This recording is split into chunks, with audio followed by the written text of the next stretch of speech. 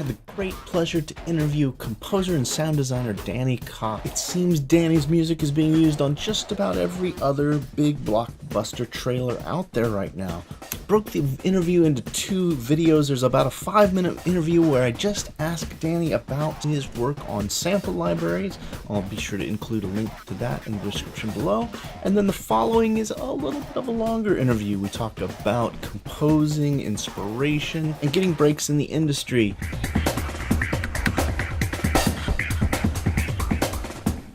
The first thing I was going to ask you about is creating albums and having those licensed. I know you're signed with Position Music, so is that your primary gig as far as composing goes? I know you do original score as well.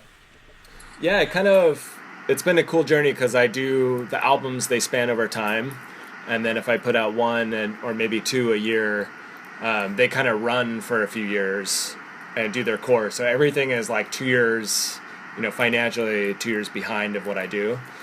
And then the time between that, short films, done a little bit of video game work, some commercial work, some demos for things that haven't panned out, that, scoring games, a lot of like things that don't see the light of day. But the goal is to kind of do it all. So it's a slow process to get into any of these worlds. I was lucky with the film side in the beginning. I was working on this film called The Prototype, that the trailer's online, and we did a short film. It was like 25 minutes and it looked amazing, and then it's now been 4 years and it's still in the works, so it just takes a long time. And then I met a few directors from that, and scoring their pitches, and at some point those things will blossom into bigger, better things, hopefully. But meanwhile, the albums with Position have been kind of able to give me the opportunity to work on multiple things and not just like hustling trailers all day.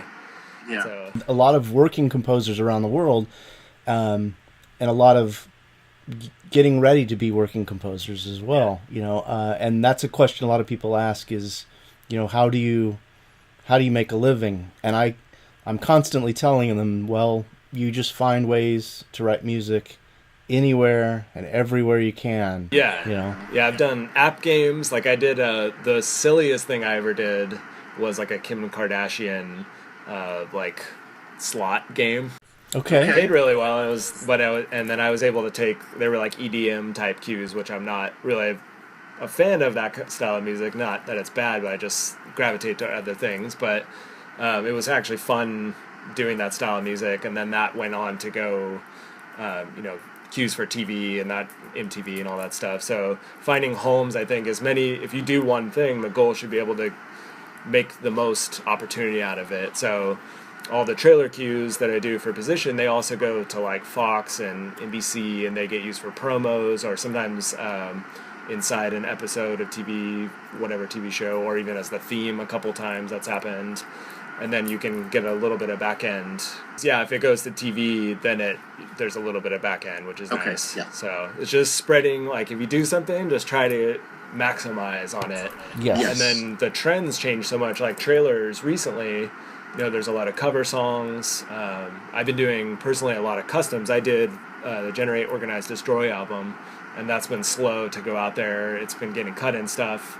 It just takes a long time, and the trends hop year to year very drastically, and I'm not really a trend chaser. I just kind of do what I want to do, and then hopefully that it aligns.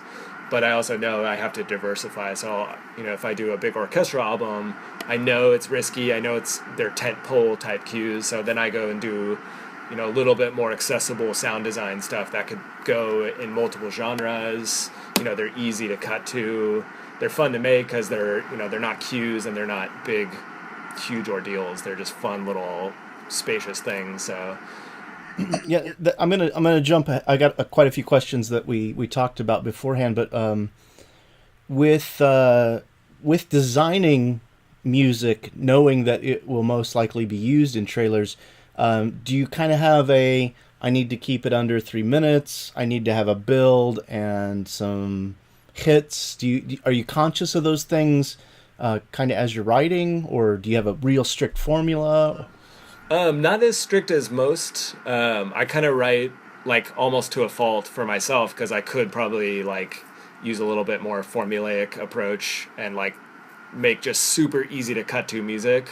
And I know editors have complained, but I'm always like hearing the music, and I want to, I get a little selfish in that way, and I shoot myself in the foot sometimes. But there is a structure for trailers. They say 3 acts. I feel like it's really 5, because you build to just another level or 2 at the end, that just are way above the 3 that they're talking about.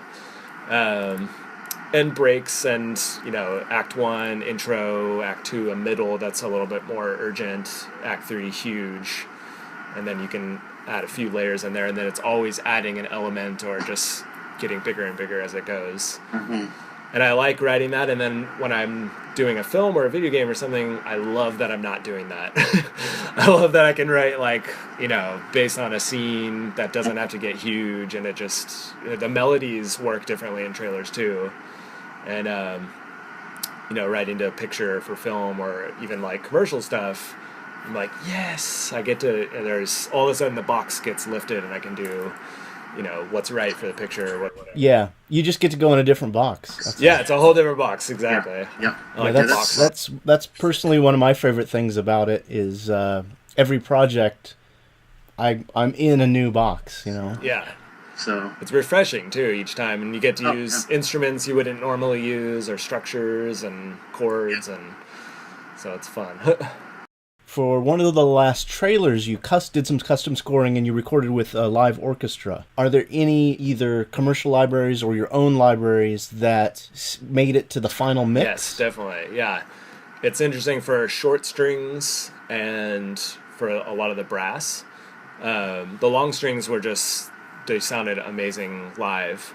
There's still a little bit of library in there. There's just like a different mix. I don't know. It's like all the layers of the processing that they're doing, and then me stacking maybe Spitfire and orchestral tools or whatever on top of each other. There's all these extra frequencies going on that just aren't in the live.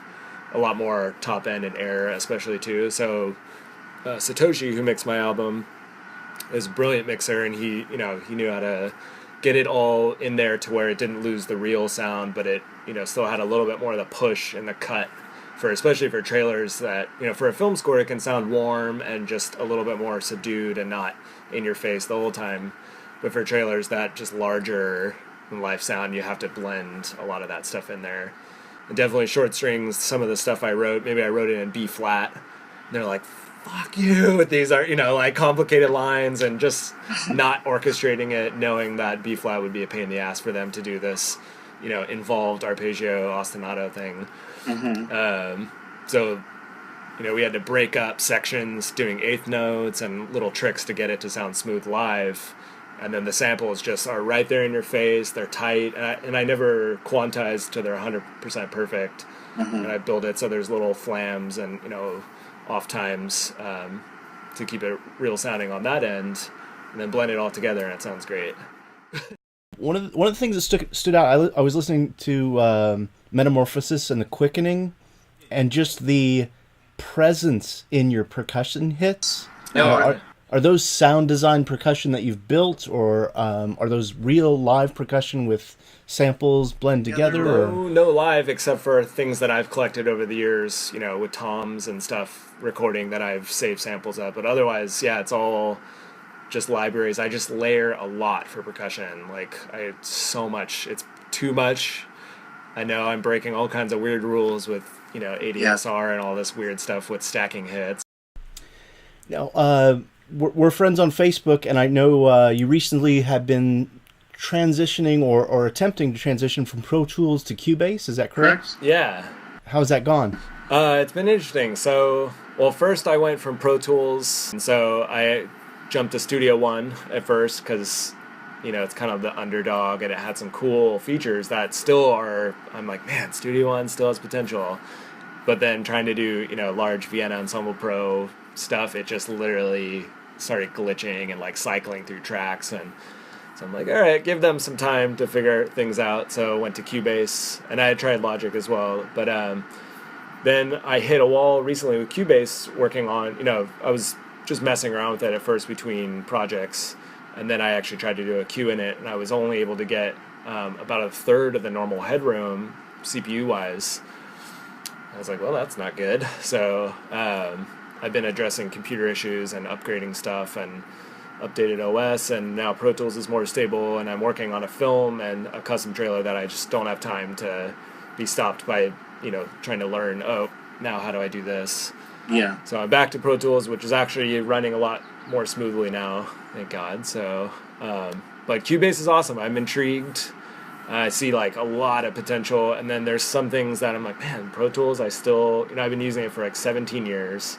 I have a workflow in it, and there's just an easier way to deal with plugins on all the tracks on the edit window, and even Van Ensemble Pro is just easier to deal with in Pro Tools. It's funny. Now, I'm going to ask you a little bit about gear. I know I didn't tell you I was going to ask you this, but if you're using VE Pro, do you have multiple machines? Do you have a slave machine as well? Or I do. I have my 2010 Mac Pro, the cheese grater, and I actually just souped that guy up to use a little bit more regularly, because sometimes, linking everything, and I'm, if I don't have a project that I need a template throughout the whole thing, I'll just keep it on the one machine. I can see your monitors, but what do you use there for your monitors? I have the Focal Solos. Okay. And then I just got these little isometric stands, which a buddy of mine got, and I just redid my studio, so I was facing this other wall here, and I redid it to face the window. Okay. Which was just much nicer for my brain. Yeah. To stare at green and all day. And do you have a sub hooked up at all? I used to. I took it out. It's fun when you're writing, especially like heavier music with sub drops and all that. But it just was, there's a little bit of degradation too running through it. It's an M audio, so it wasn't like a focal level sub or something. I saw an interview, I think it was from a couple years ago, but you talked about a lot of inspiration just from being away from the studio, being out and walking and getting ideas. Definitely. Is that still pretty common for you? Yeah, it's like mandatory for me. I'll take a walk around our neighborhood every day, or a bike ride. I go hit, in Culver City, there's the bike trail along the river that goes to the beach, and if I'm ever stuck and I go do that, instantly music is flowing again through my head, and I come back with the whole thing already written.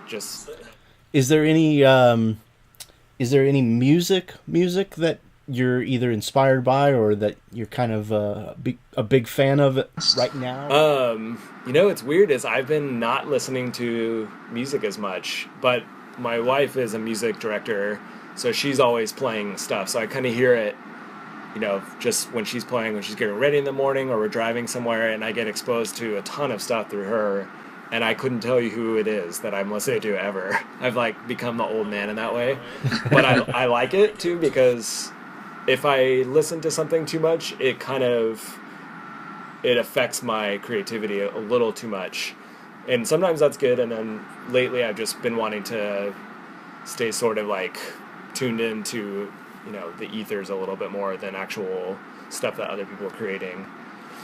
So I keep it a distance between myself, which is sad too. Maybe one day I'll listen to more music, but I listen. You played in bands previously and produced a lot of albums? Yeah, I played, I was in a rock band early 2000s, and we got signed by Linkin Park, and Mike Shinoda bought us Pro Tools, and that's what got me started in, using the studio and the computer as an instrument and a way to write everything, which killed the band, sort of, but but it taught me a ton, it was a cool experience. So that morphed into, the next band was a very cinematic band. We had played live to a ton of backing tracks and had a cello player, and so it felt like Halo meets a rock band or something. I think that's one of the most valuable things you can do if you're coming up as an engineer, whether it's a small town or a small city. There's a lot of really bad bands, and trying to get them to sound good is a great skill. Yeah, it was. I am really glad I took that time. Like, especially the drummers. I had drummers that could never play to the click, and their drums sucked, and it just sounded like shit, like completely awful. Bless their hearts. But so I would go. They record all day, and I'd be like, great job. Just get as much as I could, and then I would stay up all night just chopping their drums up and putting huge drum kick and snare samples underneath, and they'd come back to this like perfected. It takes the human right out of it, but it just sounded huge. And for rock, that was the style, production. After that, or before that, did you study music? Like, did you study orchestration, or did you study composition? From my own, so I taught guitar and piano, and then I would teach, a lot of classical music to students. Mm-hmm. And I hadn't, I played in the school symphony in junior high and jazz band for 1 year in high school, but that wasn't really resonating with me as much. So I taught myself a ton of stuff. I was always obsessed with music theory for years, and then I put that away too and realized that got in the way of creativity. But I taught a ton of students. I would learn what I was supposed to teach them on the spot just by ear. So a lot of what I did was by ear, and then dissecting that, and then bought some books on orchestration. And then I read the film score books that Berklee School would give their students, and I read as much from film composers as I could once I was really inspired by orchestral music and film score. I just, that's what I do. I go and get obsessed with something and learn as much as I can on my own. Yeah, I think that trend I tend to see a lot with composers, especially that are around our age, is that you learn how to learn, and then you go teach yourself, and you continue to teach yourself, and you continue to teach yourself. Through the writing, too. The writing for me each time. And I know that, like, I've done stuff that's way outside trailer. Like, I wrote, I scored my sister's wedding, I scored my own wedding, and they were a lot more, like, beautiful, intricate, involved orchestral music. I'm like, man, I would love to do this stuff one day, but trailers, it calls for a certain limit of music or a tone that's not any of that stuff. There's not a lot of pizzicato and magic things. Right. Well, I think the other thing, and you could tell me if you agree or not, but I think the other thing, a lot of younger or aspiring composers, they say, "Oh, I want to do this," and they pick one niche. Yeah. But your paths and your opportunities and the way you grow, both as a person and as a composer, take you places you don't ever imagine, where your bread and butter will come from, which may free you up to do what you really want to do, but you still find that life has a way of surprising you. Yeah, and I love that too, because each thing you'll push outside your comfort zone. You're kind of forced to learn something you wouldn't normally gravitate to, and I did, some like kid stuff with those slot games that, aside from the Kim Kardashian stuff, and I recently worked on an app that was like really romantic comedy, but like kind of cool and different sounding, and all of it was fun. It's like totally refreshing to step away. I learn a bit, I get to flex muscles I haven't used before, and all of that sort of adds. It's like your RPG video game character. It starts getting experience points and little skills that are outside its class, and it's the metaphor. That's a great metaphor. Yeah, experience point guy ever. Now I remember that at one point after you had finished some producing and band projects, that you went to a beach house just to write music away from Wi-Fi and internet. Now was the music you created that at that time, did that turn into Verge of Total Chaos, or was that a stepping stone to get there? Yeah, it was. So I basically went there for a week and didn't talk to anybody, and I just journaled and wrote, and came back with 15 minutes of not really trailer stuff. It was like, film score with some industrial, and it just moved and did its own thing. I'm still kind of like perplexed at how it all happened. It was weird. But I came back with that and found my manager, who's really connected in trailers, and that's how I met Paul Hasslinger, and we started growing all these things. And I took a couple of the tracks from there and started. It was actually the Riptide album I did, From the Blue, Okay. which was the first. That's literally, I went from nothing to a bunch of trailer placements within 6 months, and I had scored like the Spider-Man trailer and Green Lantern, Conan, and Thor, and Snow White and the Huntsman. All this stuff just happened right from that album, which the album took about 2 years to make. While I lived in my parents' house, I was playing in a band, teaching guitar, producing a band, doing all this stuff, like just doing music 24/7 in all forms, and slowly working on it. And then I moved to LA and finished it like almost a year later. A lot of up and coming composers don't realize when you have a music production company or licensing house or a label that shops you, you may turn things in and you may not hear back for 6-9 months at times for your first placement. Yeah, it can take a year sometimes for a placement to go. I was lucky, like the Riptide album, we spent a long time developing it, and there were people cutting with it while it was in development, but it wasn't until it was mixed and mastered, and then even then it took 6 months for the first placement. But then I was lucky in that time it wasn't as saturated as it is now.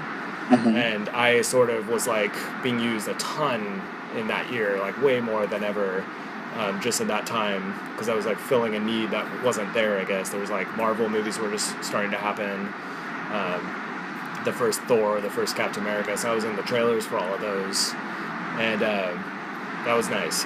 But it also takes a year to get paid, so it was funny having all these placements and borrowing money from my parents to pay rent. Like, I'm doing it, you guys, I swear. I just don't have any money still, but yeah. And now the cycle has set, and I'm always working to take care of next year, basically. Mm-hmm. So with the body of work you've gotten to do with short films and odd slot machine games and trailer music, do you have like your masterpiece for you, like a piece of music or a project that you felt took you to a new plateau? Yeah, it's interesting. I don't know. Each one has been sort of kind of a next little level up or a branch out. The prototype short film, which actually is not out, but the trailer is out and hopefully the film will be, that was sort of like a moment that I hit something I felt like magical and unique in a film score sense, because it had a Nine Inch Nails-y feel, but totally not, and its own thing. And the response was really great with that with studios, and I really hope it can get made so that can all see the light of day. Some of the trailers, like the Spider-Man trailer, was like a moment where my inner child was rejoicing.